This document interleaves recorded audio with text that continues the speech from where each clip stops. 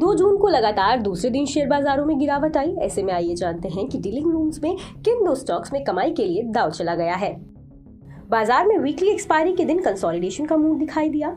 Mid cap में अच्छी रौनक नजर आई, जबकि रियल्टी शेयरों में मजबूती देखने को मिली। वहीं सुस्त बाजार में मिड कैप आईटी शेयरों में गजब की फुर्ती देखने को मिली। टाटा एलेक्सी, जेंसार टेक, साइंट में आज 5% तक की तेजी नजर आई। वहीं एफ&ओ गेनर्स की बात करें तो एनसीसी लिमिटेड, टाटा कम्युनिकेशंस और इंडस टावर्स में तेजी देखने को मिली। इस बीच डीलिंग रूम्स में किन 2 स्टॉक्स में सबसे ज्यादा एक्शन देखने को मिला है, चलिए बताते हैं। टाटा मोटर्स। टाटा ग्रुप के इस ऑटो स्टॉक्स में डीलर्स ने अपने क्लाइंट्स को खरीदारी करने की राय दी। इस शेयर में डीलर्स की BTST यानी आज खरीदने और कल बेचने की सलाह है। तो अगर आज आपने इस स्टॉक को खरीद लिया है तो कल इसे बेच कर अपना मुनाफा कमा सकते हैं। डीलर्स के मुताबिक ये शेयर 10 से 15 रुपए तक चढ़ सकता है। HNIs की तरफ से शेयर में खरीदारी देखने को मिली है। सिप्ला। वहीं दूसरे स्टॉक के तौर पर डीलर्स ने फार्मा स्टॉक पर दांव लगाया है। डीलर्स ने सिप्ला में अपने क्लाइंट से खरीदारी करवाई है। इस स्टॉक में FIIs की तरफ से खरीदारी देखने को मिली है। डीलर्स के मुताबिक इस स्टॉक में 30 से 40 रुपए की पोजिशनल तेजी संभव है। जून सीरीज में शेयर में नई खरीदारी हुई है।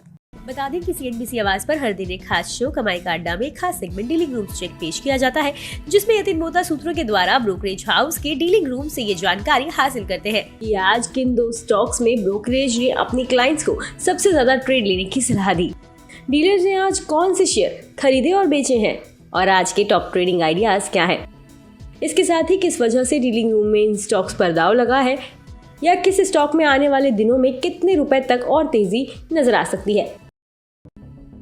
बता दें कि यहाँ मुहैया जानकारी सिर्फ सूचना हेतु दी जा रही है। मार्केट में निवेश बाजार जोखिमों के अधीन है। निवेशक के तौर पर पैसा लगाने से पहले हमेशा एक्सपर्ट से सलाह लें। मनी कंट्रोल की तरफ से किसी को भी पैसा लगाने की यहाँ कभी भी सलाह नहीं दी जाती है।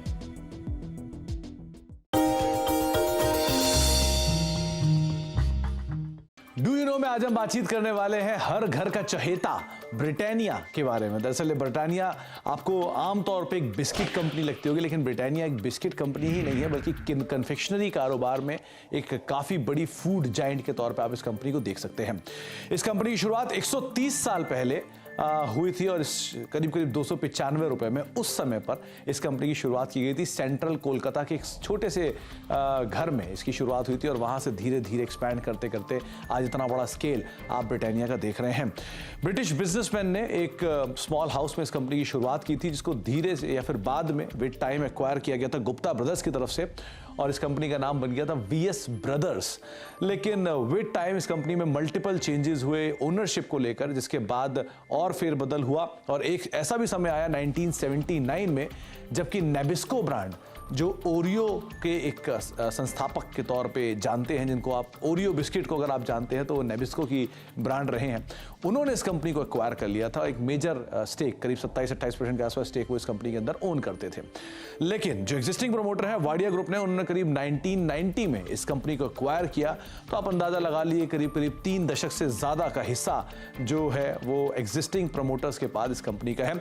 इसके अलावा एक और इंटरेस्टिंग फैक्ट ये भी है कि वर्ल्ड वॉर 2 जब हुआ था तो इस कंपनी को एक ऑफिशियल पार्टनर के तौर पर चुना गया था। जो कंपनी जो सैनिक थे उनको फूड बिस्किट्स प्रोवाइड कराती थी, जो कि उनके आगे के लिए कामकाज करते थे। तो एक बड़ा इंटरेस्टिंग फैक्ट ये भी है कि आर्मी को भी ये कंपनी सप्लाई करती थी वर्ल्ड वॉर 2 के अंदर।